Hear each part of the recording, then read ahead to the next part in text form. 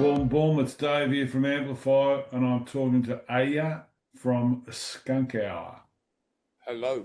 There's a name and a half. How are you, mate? You good? Yeah, man, I'm good. How you doing?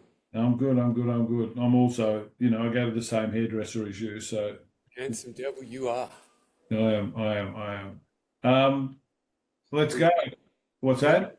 Raiders cap, mate. The Las Vegas Raiders. Black and white. Okay, I like it. So, I wanted to get a cap. I like caps, and my mate came across from America and he was only here for a couple of hours and he called me up and he says, look, I'm in City. So I said, look, I'll come over and pick you up. And so he's from Tennessee. I've stayed with him before and he had a Tom's cap on, which was a black and white cap and it had a T on it. I'm sure it was black and white. Could have been, yeah, it was black and white with a T on it. And it had the T in the front. So I said to him, I put it on and it fit. I said, well, now it's mine. And he says, what are you talking about? My wife and I bought it together and, blah, blah, blah. And I just said, as I'm just a lovable character, I said, well, bad luck, it's mine sort of thing. So he accepted that over the course of time. When you're a big guy, you can get away with theft and So intimidation is basically all these what nasty it's good with. things. And so I had it for a while, but as I get old, because I'm an old man these days, as I get old, I forget everything and I lose everything and I leave everything and I do all that sort of stuff. So I lost it. So I wanted to get a cap. I couldn't find a T. It wasn't the standard T. It was an old Tom's thing apparently or whatever. So I couldn't find the same cap. So I just, I found this and it fit the head because I don't like the hats that don't finish. So I got the hat that had the back and all that sort of stuff. And so I basically wear it all the time because it's black and white and it's, and obviously who do you think I barrack for? Um, Collingwood or something? Of course, of course. Is there someone else? There's no one else. Who do you barrack for? Well, being in Sydney, I'm a rugby league guy, but if I had to, of course we've got the Swans here, but I am your arch enemies, Carlton. I don't mind them either. So there you go. Well, they're not really, when you say arch enemies, I know they don't really count these days. I get what you're going to say. you really, when you're talking about that sort of stuff, you're really talking about, Rivals, teams. if you walk outside and this kid comes up to you and he bites you on the ankle, he's not really an arch enemy anymore. Okay. He's just a pain in the ass. Enjoying being at the top of the heap. At one stage, Now you can annoy everybody. no. I remember the old days when everyone used to come up to me and say Fitzpatrick and hold the cup up through the 80s, and that used to drive me nuts. So you had the wood on us for quite a while there. So it was you deserve to have that I've sort got a good mate who's a desperate Collingwood fan. of. There is only desperate Collingwood He's fans. up in the mid-north coast of New South Wales, and he treks every year a couple of times down to the Collingwood home games to Now, drive. who you Barry? Because I lived in Sydney for a couple of years ago I in go for the Seagulls. Surrey Hills, Manly. Yeah, I played juniors for Norths and I played juniors for East, but the Roosters. But I'm a Manly fan. Really? But how can you play for a side and barrack for someone else? Because when I was 5, before I started playing, I was living in Manly area, and then we moved, and then I started playing for these other teams. Okay, so your heart was in Manly. That's right. That's fair enough. That's fair enough. And the Eagles haven't been doing too bad, have they? I can't. Mate, we are up and down. We need a new coach, like you wouldn't believe. But he's got one more year to run, and I don't think we can afford to sack him. So you've got to pay him out, and we're not a very wealthy club. But yeah, I'm looking for a clean out. We need a clean out. You need to clean out. You need to get the 4 from Penrith or something similar. Yeah, we need another Penrith diaspora to kind of just settle on top of us, like Yeah, this. yeah, you'd be right. Well, you'd be good enough with the 7, but the fact of the matter is they've got a half a dozen that can, We'll take 4 of their fringe first graders, and they'll be our best 4 yeah, players. they're world champs, albeit that they got so bored of winning, they looked like they didn't really want to try last time. So, Totally right. We'll be but there when the whips are cracking. there you go. Here we go. How'd the band come together? Skunkhour. How'd the band come together? Where did it all begin? Well, our bass player Dean, who's like a funk legend, was when he was freshly out of high school and living up in the Byron Shire. He went to Mullumbimby High, I think. Did he? Yeah. Anyway, and then him and his brother, who was living in Sydney, were playing together. Wanted to get a funk band together. They got a guitarist from the Northern Rivers, the music college they got up there, Lismore College, who was doing the music course, Warwick Scott. And the three of them, as the rhythm section, just worked up a whole lot of music until they could find. They came to Sydney and they got an MC from a band that was already happening back in the early days of Australian hip hop, Sound Unlimited Posse. They got a female singer and a couple of brass section players. My brother would go on to be the MC. I would go on to be the singer. We rocked up to their first show ever, first Skunk, they were called then, to their first show in King's Cross, and it was packed and it was great. And I was like, wow, these guys are the first band I've heard who can really play deep funk, anyway, in Sydney, in Australia. And we joined within a week or two because I knew the drummer. He'd asked me to join because he knew I was a singer. I had a little bit of a name in some circles. And he grabbed me and I pulled my brother in, and within a couple of months of that first gig, that was the lineup. And we went. And it's been all uphill since then. It's been a checkered career as any band. Oh, there isn't any other. I mean, you get a half a dozen people that almost the majors want them to succeed to give an example to everyone else, so they elevate them quickly or do whatever. Businesses make money from them, so whatever. But most people, especially with streaming, most people struggle away, and maybe a few get a bit lucky with some touring and all that sort of gear. But I talk to a lot of artists, obviously, and even the big tourers, 30-year, 40-year guys say, it's not easy to make a quid. In fact, I think what was his name from the Stranglers, Noel, was saying that the U2 had to put dates on the end of their Las Vegas fiesta to make a few quid. No, they had 50,000 seat venues. Wow. So it's not easy to make money in music. Wow, that's crazy. Yeah, But, we were a very enduring live act. Although we had a gold album, our second album, which this tour is commemorating the release of the key song from that album, and that song is Up to Our Necks in it. That album it came from, called Feed, went gold. But even though that was the kind of height of our sales, we were able to, I think we had the second biggest draw in universities on average for about 10 years, behind only UMI. So stuff like that meant that having a good live following meant that, I could pay off a little mortgage, stuff like that. We were constantly touring we went for 9 years, and we're touring a lot. And so, we enjoyed that. We got a bit of touring done in Europe. We had a good following in Western Europe for a while. So yeah, man, good. I'm very glad for what we were able to achieve. We didn't set the world on fire, but No. we left behind some good music. Well, the only people that set the world on fire are arsonists. They go to jail, so good for you to set the world on fire. How would you describe your sound? Our sound, it's kind of got an underlying mongrel funk, and it's got other. We were, we're weaving together a bunch of influences from the outset. So it's it's got a kind of impulsive, or not, what would you call it? Pulsing rhythm section underneath.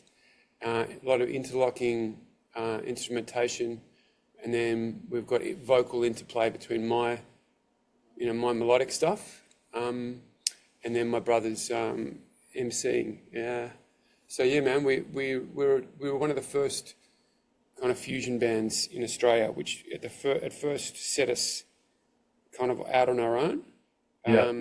And now, years later, people like to point to us going, "Oh, you were ahead of your time," but being ahead of your time doesn't really help. Why do you think fans resonate? What has it been? Has it been Well, it's performance? just it's a niche, yeah, it's a weird performance thing, yeah, for sure. Because it's like the music that we play, is so rhythmic. You know what I mean? And even and it really it's one of the immediacy of rhythm. And there's a lot of variations you can do within that too. We're not just hitting one. We're not a salsa band hitting that same thing all the time.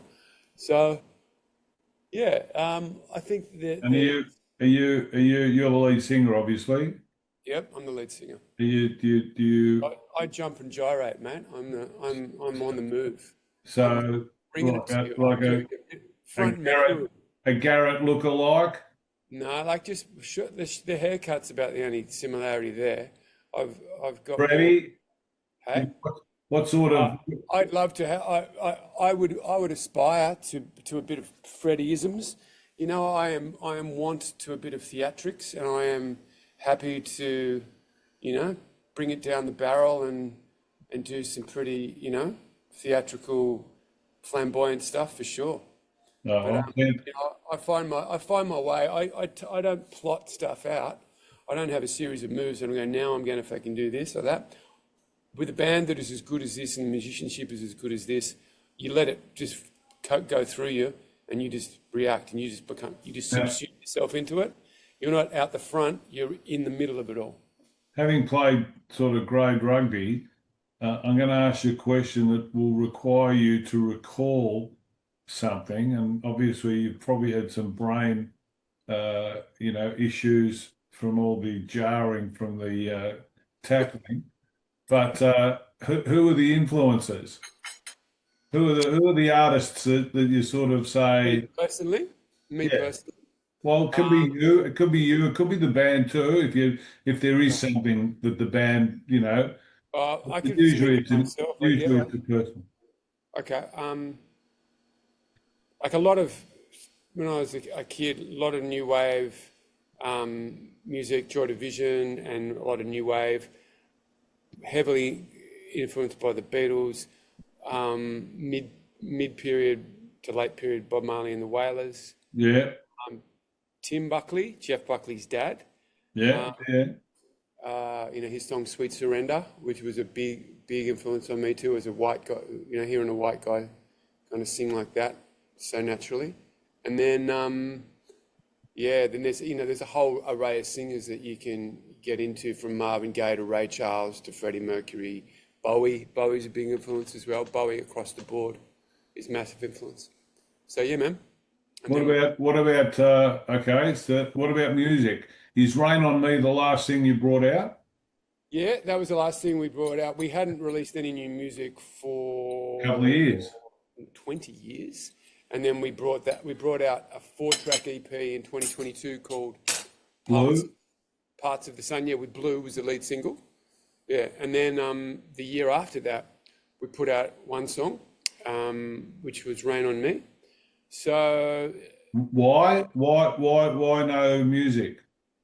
well, I moved to the States and with living in LA and gigging in LA and in New York with a solo thing. Then I, met someone, married her, started having kids, and then I came back in like 2011. Yeah, 2011, and we all had day gigs, and we would get together for these occasional tours. So we still have those day gigs, and most of us still play music professionally as well. But the time it takes, as you can imagine, to carve out, to write 4 tracks well, or what you think is well, and then record them, and then mix them, and then get them up and out, while having a whole nother, regular life, it's considerable. So we hadn't made that commitment for quite a while, and then we made it, and we did it, and You- we'll you- probably do it again in the future. We'll probably release. I think we will release 1 or 2 tracks. We wouldn't do a whole 4. So there's new music? Is there any new music on the drawing board? There's some great ideas that are bubbling around. We still kind of have that kind of conversation with each other, sharing ideas. Dean, the bass player, has got a whole lot of great stuff. In the middle of the night last night, I woke up um, and grabbed my guitar and recorded an idea, and that could either be for the band, or for my solo thing. So we've still got that thing going. Yeah, I couldn't work I couldn't sleep last night, so I probably heard you. that was me. Yeah, That was you. you should have been banging on the floor with your shoe. Okay, so you got a 30 years, 30 Yeah, years. I think I was old 30 years ago. You got a 30-year anniversary tour coming up. 30 years. It's in the anniversary of that song, Up to Our Necks in It, which is far and away our most well-known song, and it's the kind of song that sums up our sound largely. It's got all those. It's got the light and the dark and shade, the light and shade. I mean, and What can we expect as a fan base? What are we going to see? What are you looking forward to? I'm looking forward to giving a run to the other songs that are on that album. Our second album, Feed, and I just love playing with the band. There's always something to explore, differently every time we pull up the It music. sounds like it's special. It's not often, so it sounds like it's special. Yeah, it's been a couple of years since we've done the capital cities. It was 2023 that we last went out, and it's like when you grab it and you're pulling all those songs out of your all these albums you did in the 90s, and putting them out there again with an appreciative paying audience who want it to be good. They want you to bring it well. It's like reuniting yourself with kids you haven't seen. You've created these things, and everyone's got ownership of it. So it's going to. It's like being a grandparent. When you're a parent, you think you're doing the right thing, but you're really too busy with work and all this sort of stuff. When you're a grandparent, you just focus on the kids. But when you do a 30-year tour, you're not chasing the same things you were chasing when you were out there on stage when you created it. So you can actually savor it, and you can actually see what's taking place, and you don't have any great consequences of anything that's going to occur one way or the other. So you're And not. it's like a time machine too. Yeah, I love what you're saying. It's It like a is. time machine for everybody who's in the room. Everybody, the people, Absolutely. takes them back. Absolutely. And the thing that people don't get from my perspective is consciously, once you get into the moment, you understand that every moment's exactly the same. And so what you're doing is you're feeling everything that's taking place. And so when you hear that music from 30 years ago, there's something inside you that goes back to that feeling that you don't orchestrate, it just occurs.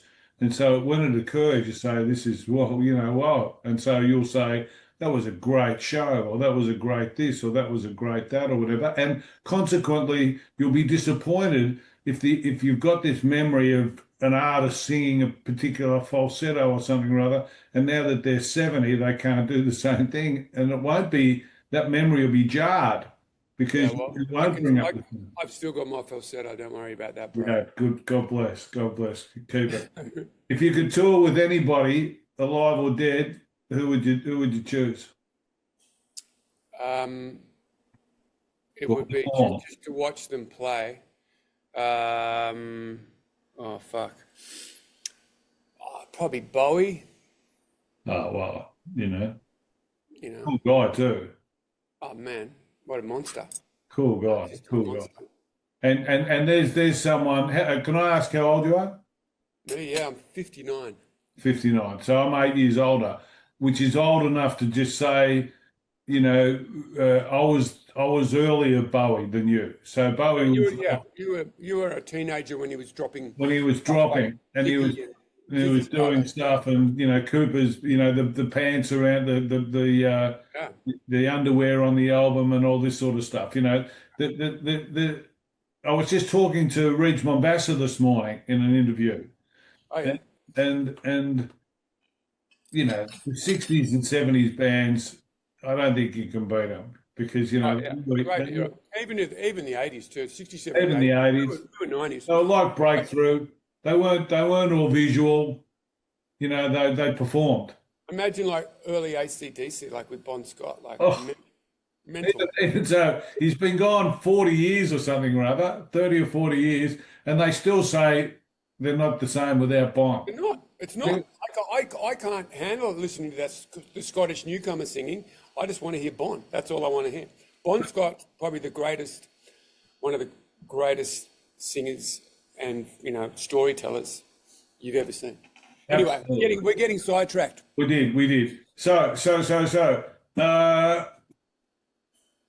Advice. You got 30 years up your behind you. What advice are you going to give to people, especially you've moved through the digital age where you basically everything's become a lot more easy to produce, albeit it's a lot harder to Cut through a market, whatever. commercialize. Yeah. So what would you say to any artists coming out now? Well, I reckon be true to yourself. Don't try and figure out what people want, because they don't know what they want. You want to, have the most truest expression of yourself and give yourself to it. It's people want to see you doing you.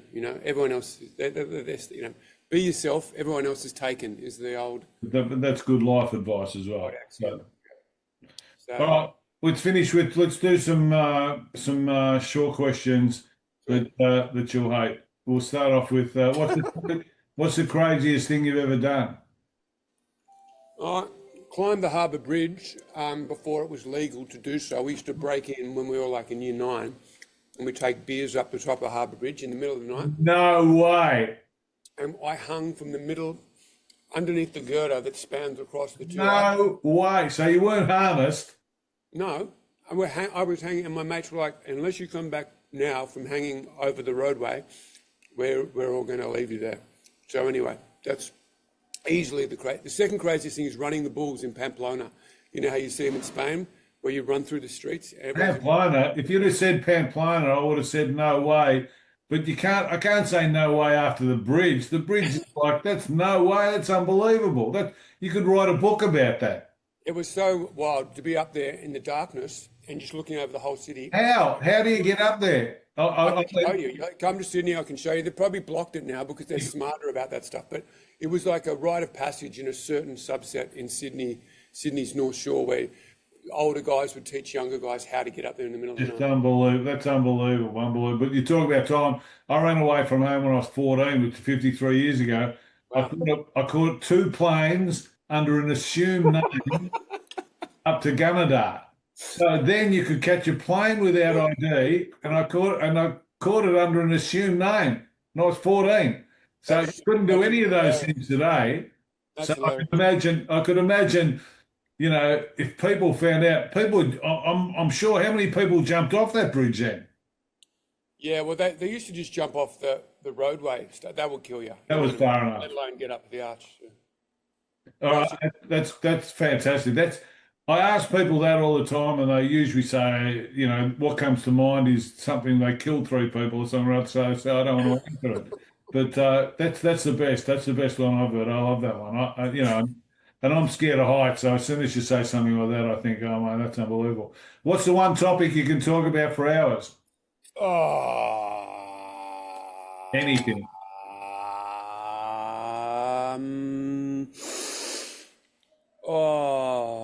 Neil Young. I could talk about Neil Young for hours. Really? Yeah, it's just interesting. Did you go and see the boys on the weekend? No. Celebrating Neil Young? No, I did see the posters though. Jeff and that they were up. They were really good, really good. Right. Excellent. Okay, Neil Young. What's the thing you like most about yourself? Bald head. My energy. I've just got a lot of. I've still got a lot of energy. Like my 15-year-old son, we went down to Central. There's some basketball courts down in Central last few weeks ago, and we're shooting hoops and stuff. And then we got in a pickup game with a whole bunch of 20-year-olds and 30-year-olds, and I played for like an hour. So I've still got energy. You shoot me. I'm not a great basketballer. I don't like you anymore. I don't like you. I'm not a great basketballer by any shakes, brother. I love basketball. They're like, let him shoot, because I get the ball and I'm invariably going to miss. But I'm enthusiastic. There you go. All right, here we go. This is it now. Favourites, all time or just now, whatever you want. Favourite album? Favorite album? Oh, there's these guys called Geese who are out of America right now. Great album. He's a great Cameron. I can't remember his surname, but Cameron McWinter, I think is his name. He's got a solo career, and Geese is his band project. Mighty band, really cool. And what sort of sound? What sort of? Oh, it's alt, it's indie, it's alternative. He weaves a lot of I'm stuff gonna, I'm together. gonna, I'll check it out. I'll check it out. Geese, yeah. I'll check it out. Favorite artist? Favorite artist of all time, I'm gonna have to say the Bowie here. Yeah, he'll be a favorite artist in 50 years' time as well. Favorite movie? Favorite movie? God, I think I should know this shit. What did I see? I saw Weapons the other day. That was good. The new So you picked something new. Fair enough. Favorite place to visit? favorite place to visit? Oh, far north Queensland. Far North Queensland. I thought you'd say Grand Final Day or something like that. You know, Manly, Sea Eagles. Not going to be visiting. Manly's not going to be visiting that for a long. Favorite venue to play? The Enmore. Oh, it's a classic. It's a classic. Favorite food? You're eating it. Favorite food? Japanese. I think I'm turning Japanese. I really think so. Favorite drink? I love a vodka martini. I could smash those. Well, I used to go out with this female. We used to eat Japanese, and I used to pick her up. We'd go in the city. I'd get a bottle of. We'd get a bottle of.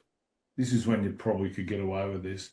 We'd get a bottle of Zambuca, black Zambuca. I love Zambuca. I love Zambuca, and we'd neck the whole lot over Japanese, and we'd be, I'm not going to say anymore because I'll get myself in trouble. Yeah, take it easy. Favorite. So what did you say? Favorite drink was? Vodka martini. Oh, yeah, vodka martinis. You got to go. Okay, we're finished. Favorite person in history, Favorite person in history? Bob Marley. apart from me, Bob Marley. And favorite tattoo. You got a tattoo? Hey, Bruce or Bob Marley? I got one tattoo. It's of my brother died young. I've got his initials on my. Can I see it before we go? That's excellent, man. GJL. There he is. We're done. See you, Dave. You're a If legend. you want anything from us, if you're promoting or whatever, just shoot me something. Thanks, legend. Thanks so much for your time, bro.